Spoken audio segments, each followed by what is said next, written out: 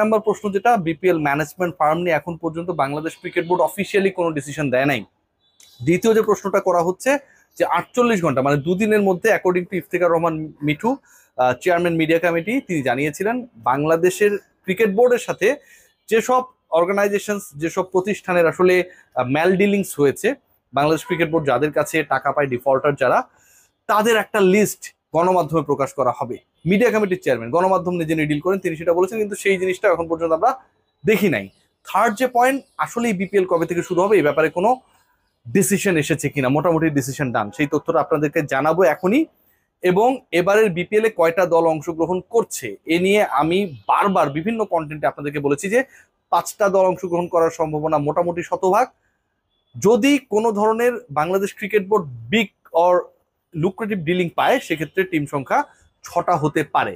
আসলেই বাস্তবতা কি, আমি দল নিয়ে আপনাদের সাথে প্রথমে আলোচনা করতে চাই, এরপর বাকি ইস্যুসগুলো থেকে আসতে চাই। এবং সাব্বির রহমানকে কেন্দ্র করে রংপুর এবং বরিশালের বাইরে, রংপুর এবং বরিশাল, আবারও বলছি, বিপিএল এর সবচেয়ে গুরুত্বপূর্ণ যে দুটা দল, ফরচুন বরিশাল এবং রংপুর রাইডার্স, বসুন্ধরা গ্রুপের দল, অনেক বড় সময় ধরে বাংলাদেশ ক্রিকেটে কন্ট্রিবিউট করছে, এই দুই দলের বাইরে সাব্বির রহমানকে দলভুক্ত করার জন্য প্রবাবল ফ্র্যাঞ্চাইজি হিসেবে যারা কর্মকাণ্ড পরিচালনা করছেন, যারা রেসের মধ্যে রয়েছেন, তারা খুব বেশি আগ্রহী। আমার সাথে অন্তত 2-3 জন কথা বলেছেন বিভিন্ন প্রতিষ্ঠানের সাথে যারা জড়িত, the one Sabbir in their team. এই ডিসকাশনটাও করব, তার আগে একটু ক্লিয়ার করতে চাই যে টোটাল কয়টা দলে বিপিএল হবে, কারা অংশগ্রহণ করছে। শুরুতেই আপনাদেরকে ক্লারিফাই করতে চাই, আপকামিং বিপিএল 5টা দলের বেশি নিয়ে হচ্ছে না। লাস্ট বিপিএল যদি আমরা দেখি সেখানটায় ছিল 7 দল, এবারের বিপিএল এ 2টা দল কমে গেছে, 5 দলের বিপিএল হবে।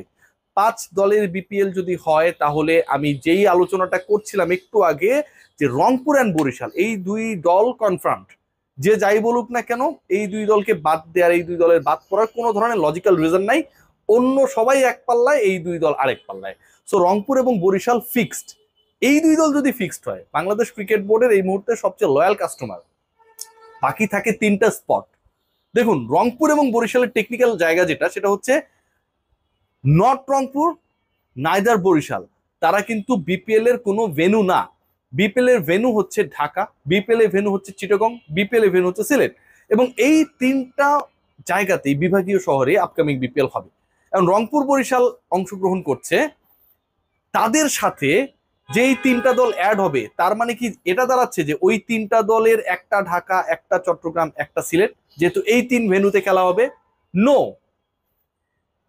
এমন একটা ঘটনা ঘটতে যাচ্ছে যেখানটায় হোস্ট যেই শহরটা হবে, 3 শহরের এমন একটা ঘটনা ঘটতে যাচ্ছে যেখানে হোস্ট একটা শহর ধরেন হচ্ছে, কিন্তু সেই শহরের টিম আপকামিং বিপিএল এ না থাকার একটা বিশাল প্রবাবিলিটি তৈরি হয়েছে। ঢাকা বিপিএল এ থাকছে কোনো ডাউট নেই, কিন্তু ঢাকার মালিকানায় যারা ছিলেন তারা থাকছেন না, তাদেরকে রাখা হচ্ছে না। শাকিব খানকে সামনে এনে যারা ব্র্যান্ডিং করার চেষ্টা করেছিলেন তাদের ম্যাল ডিলিংস, এবং একই সাথে প্রথম আলো রিপোর্ট অনুযায়ী ফিক্সিং কাণ্ডে সন্দেহভাজনদের তালিকায় নাম থাকাটা বাংলাদেশ ক্রিকেট বোর্ডকে, বিপিএল গভর্নিং কাউন্সিলকে অনেক বেশি বিব্রত করেছে। সেই ফ্র্যাঞ্চাইজি মালিকদেরকে আরো বেশি কন্টিনিউ করা, অন্তত পরের 5 বছর, এবার ডিলিংসটা হবে কিন্তু নেক্সট 5 ইয়ার্স এর জন্য, সেখানটায় তাদেরকে রাখা 1 নাম্বার পয়েন্ট। তার মানে ঢাকার ফ্র্যাঞ্চাইজি থাকছে, কিন্তু ঢাকার মালিকানায় একটা বড় পরিবর্তন আসছে। কারা আসছে সেটা আমরা জানি না। What about Chittagong? Chittagong kings থাকছে কি থাকছে না এই ব্যাপারে যখন আমি সামির কাদের চৌধুরী ভাইকে প্রশ্ন করেছিলাম, তারই ডাকা একটা প্রেস কনফারেন্সে তিনি কিন্তু ওই ব্যাপারে কোনো ক্লিয়ার অ্যান্সার দেন নাই।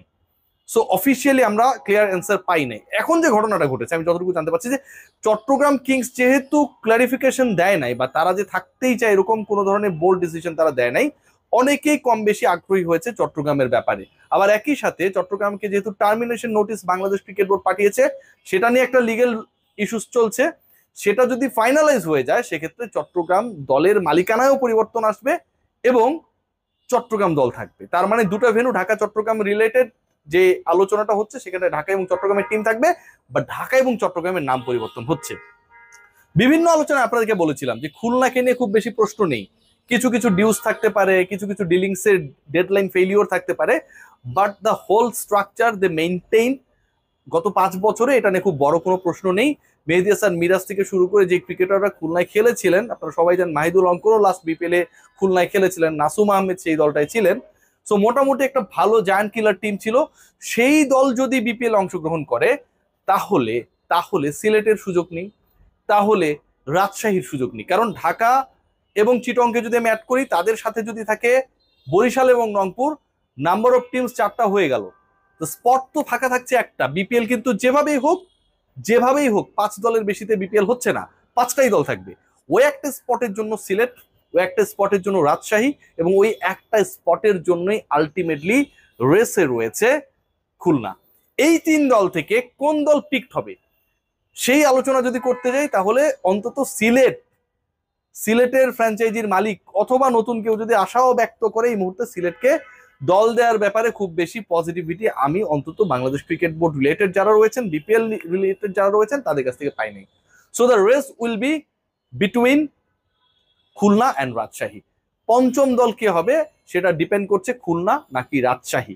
এখন রাজশাহীর ম্যাল ডিলিংস ছিল, খুলনা ওয়েল ডিলিং করেছে, সেই হিসাব করলে আপকামিং বিপিএল এ রাজশাহীর টিম পাবার চান্সেস ইজ ভেরি লো। যেই 5টা দলে বিপিএল হতে যাচ্ছে তার একটা রংপুর, একটা বরিশাল, আর বাকি 3 দলের মধ্যে একটা ঢাকা, একটা চট্টগ্রাম এবং একটা খুলনা, এখন পর্যন্ত যতটুকু ধারণা পেয়েছি। সো বিপিএলটা কবে থেকে শুরু হতে যাচ্ছে, ইটস ভেরি ইম্পর্টেন্ট কোয়েশ্চেন। সেই প্রশ্নের উত্তরটা হচ্ছে জানুয়ারির 15 তারিখের যে ডেডলাইনটা করা হয়েছিল বা বলা হয়েছিল, সেই ডেডলাইন থেকে বাংলাদেশ ক্রিকেট বোর্ড একটু এগিয়ে আসতে চায়। মানে বিপিএল করার যে পরিকল্পনা এবং সেটা শেষের যে পরিকল্পনা, সেটা অন্তত 10th জানুয়ারির মধ্যে শেষ করতে চায় বাংলাদেশ ক্রিকেট বোর্ড। এবং সেটা যদি তারা অ্যাকর্ডিংলি করতে পারে, তাহলে বিপিএল শুরু হবে ডিসেম্বরের ফার্স্ট উইকে। 5টা দলের বিপিএল করতে খুব বেশি বেগ পেতে হবে না, কারণ এখানটা আরেকটা ইন্টারেস্টিং ফ্যাক্ট থাকবে যে এলিমিনেটেড হবে আলটিমেটলি একটা দল। টপ 4-এ বা কোয়ালিফায়ার যেভাবেই বলি, ওর এলিমিনেটর যেটাই বলি না কেন, সেই জায়গায় 4 দলকে আমরা পাবো। এবং বিপিএল এর প্রথম রাউন্ডটায় যেই দলটা আসলে ভালো দল করতে পারবে না, তারাই বাদ পড়ে যাবে। So overall the discussion is that BPL মোটামুটি ফাইনাল, 5 দলের বিপিএল হচ্ছে। ও হ্যাঁ, যে আলোচনাটা আসলে মাঝখানে অনেকটা মিসিং হয়ে গেছে, কারা বিপিএল এর সত্ত্ব পাচ্ছে, মানে বিপিএল ম্যানেজমেন্টের দায়িত্ব পাচ্ছে, সেখানটায় আইএমজি পাচ্ছে, ইন্টারন্যাশনাল ম্যানেজমেন্ট গ্রুপ। এটাও ডান, 100% ডান। তাদের সাথে বাংলাদেশ ক্রিকেট বোর্ডের কিছু কমিটমেন্টস, কিছু এগ্রিমেন্টস এসব চলছে, এবং সেইগুলো ফাইনালাইজ হয়ে গেলেই, কারণ বাংলাদেশ ক্রিকেট বোর্ড একটা সাস্টেনেবল বিপিএল করতে চায়, ফিনান্সিয়ালি লস করতে চায় না, দলগুলোকে লাভেবল করতে চায়, প্রশ্ন যেন তৈরি না হয় সেই ব্যাপারটা এনশিওর করতে যায়, যেটা গত 11টা এডিশনে হয়েছিল। সো আইএমজির সাথে ওই ব্যাপারগুলো নিয়ে ডিলিংস হচ্ছে। আজকে আপনারা সবাই জানেন 25 অগস্ট, আগামী 3 থেকে 4 দিনের মধ্যে it will be clear officially that IMG is going to be the partner of BPL, they will manage all the teams. So BPL হচ্ছে, 5 দলের বিপিএল হচ্ছে, সেখানটায় 4টা দল মোটামুটি কনফার্ম আমরা বলে দিতেই পারি। একটা স্পটের জন্য ব্যাটেলে সামিল হবে Sylhet, Rajshahi and Khulna. Let's see what happen, always hope for the best.